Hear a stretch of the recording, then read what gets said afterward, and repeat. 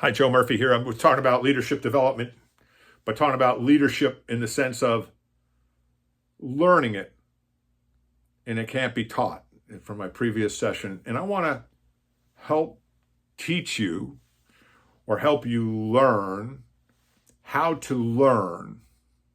Okay.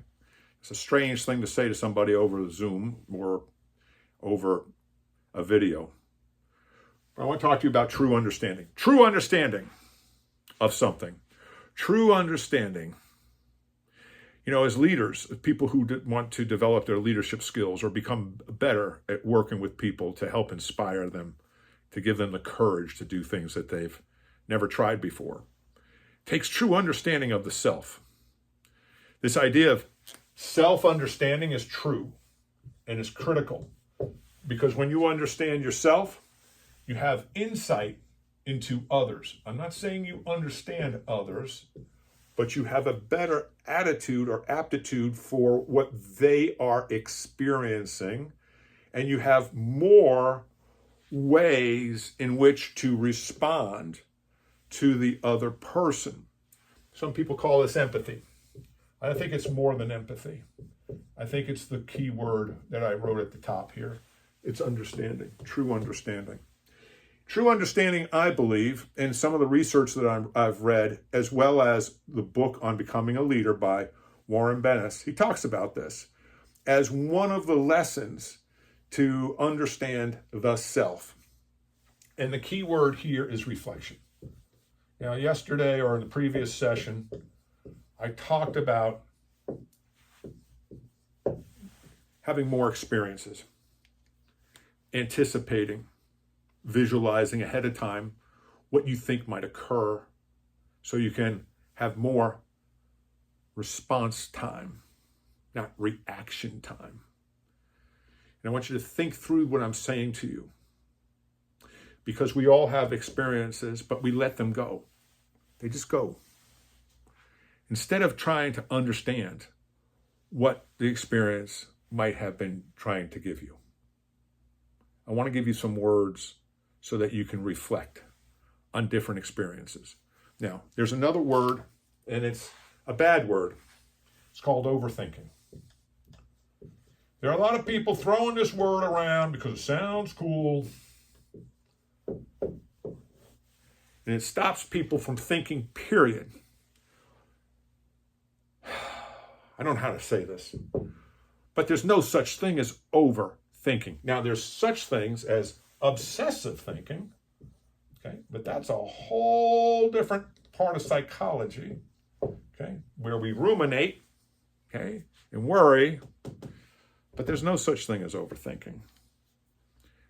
If you're stuck because you're not sure which way to go, as a leader, this is where you help the person sort through his or her thinking so that it can move forward or not move at all. So I think overthinking stops us from reflecting. And this is critical because there's not enough thinking going on. People just react all the time. And they're skimming through life and they don't have any deepness to them. There's no meaning. All right, I'm off on a tangent. So I want you to think about some words I'm going to give you.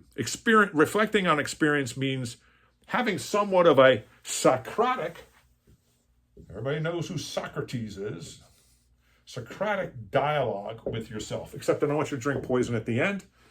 Okay, Socratic dialogue where you're asking questions.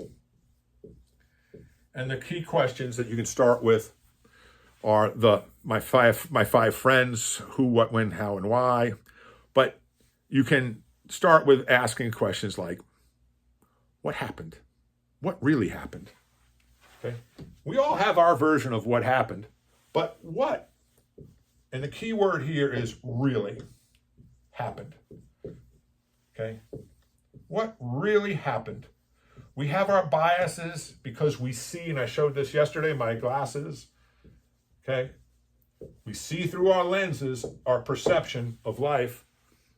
Okay. All our beliefs, life principles, ideas about the world that were handed down to us by our parents or some authority figure, and we kept on building on it. these beliefs act as filters, and they cloud, or they actually act as a shroud to the world, and we don't see the world as it really is. And if you can start thinking about what really happened, okay, why did it happen? Okay, let's get to the why. Why did it happen? I always like the words and sentence, what did I do to help create it? Okay. And then what really happened? Why did it happen? And how did it affect me? How is it affecting me now? Okay. Affect me. How did it affect me? Because if you can get to that question, you can get to the root, you get to some of the roots, and you can start to see some of the habits that you have and the way you act and react to things. You start to be able, you can start to say, wait a minute, I don't want to carry these around with the rest of my life. Okay?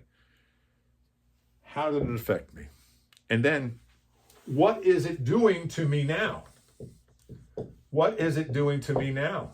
What is it doing?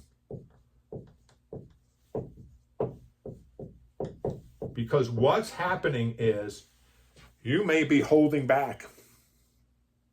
You may be pausing, hesitating, stopping from moving forward because of things that you experienced, and without understanding what really happened, why did it happen, how did it affect me, and then what is it doing to me, you won't be able to move on.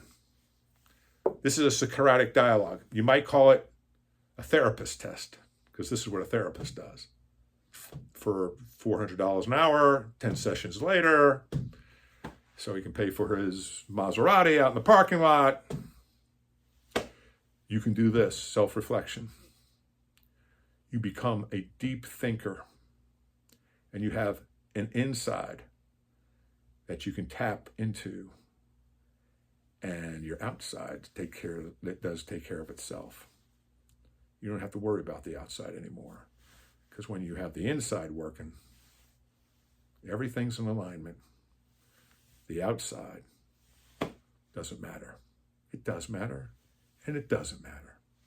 I'm Joe Murphy. I'm here for your success, and I look forward to talking to you again. Deep reflection.